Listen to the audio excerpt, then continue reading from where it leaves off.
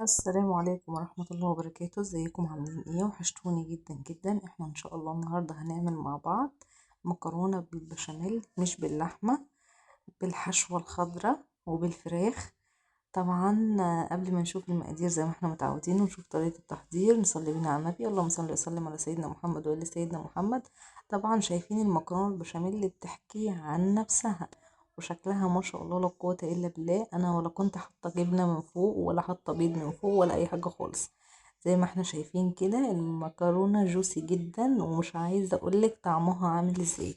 بس اهم حاجة ما تنسيش لايك وشير للفيديو عشان كل جديد من يومياتي توصلك. شايفين ما شاء الله شكلها يتكلم عن نفسه. يلا نشوف مع بعض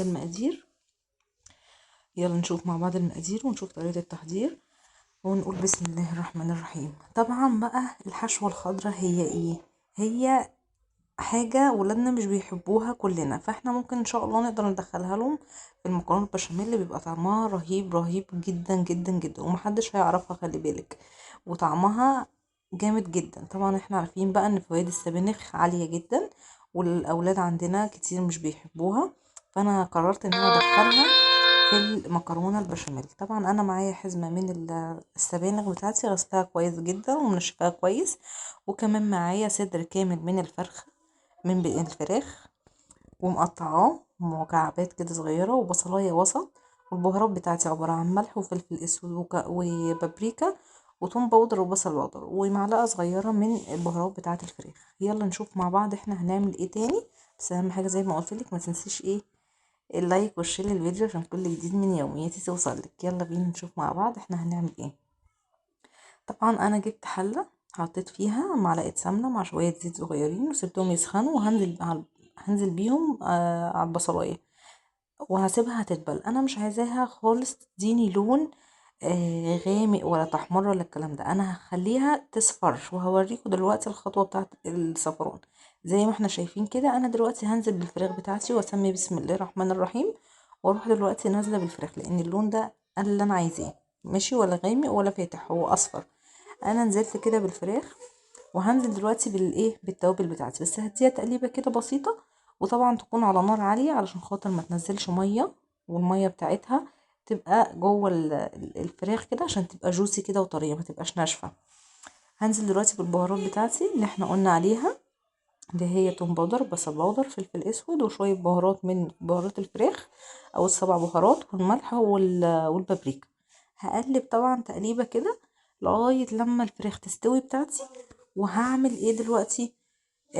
هنزل بقى بالسبانخ بتاعتي. زي ما احنا شايفين ما شاء الله الفراخ شكلها يتكلم عن نفسه. زي ما احنا شايفين ما شاء الله كده الفراخ استوت. هنزل دلوقتي بالسبانخ بتاعتي، وطبعا برضو لازم أن تكون على نار عالية.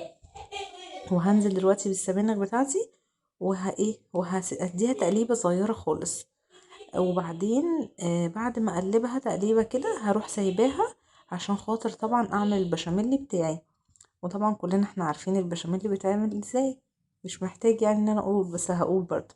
انا كده هسيبها بقى، هرجعها لورا كده على عيني لورا، وهسيبها علشان خاطر هي لسه السبانخ طبعا الورقيات اللي بتنزل المية وبتهبط.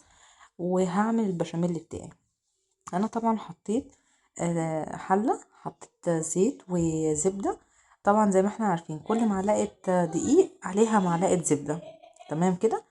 انا هحمر الدقيق كده لغاية بس ايه، مش هحمره تحمير يعني، انا هشوحه. وبعدين هنزل عليه باللبن تدريجيا لما اشم طبعا ريحة الدقيق الاول. شايفين ما شاء الله. انا دلوقتي هنزل عليه باللبن وايدي فيه طبعا بقلب علشان خاطر ما يكتلش مني، وقلبي بسرعه بسرعه عشان ما يكتلش منك. ويا ريت ننزل باللبن بالتدريج علشان خاطر ولا يخف ولا يتقل. وهوريكم القوام اللي انا عايزاه. شايفين ما شاء الله لا قوه الا بالله، ده القوام بتاعي. كل اللي انا هحطه دلوقتي ايه عليه، هحط عليه فص من الماجي. طبعا شايفين الفراخ ما شاء الله مع السبانخ عامله ازاي. هحط فص من الماجي، وهحط شويه آه، فلفل اسود، وطبعا هحيقه كويس جدا وهظبطه واحط له شويه ملح طبعا ما نسووش. طبعا انا كده رصيت الصينيه بتاعتي، وهرص الطبقه التانية وهحط عليها البشاميل زي ما احنا شايفينه. وطبعا هدخلها على درجه حراره 180. مع السلامه في يوميات.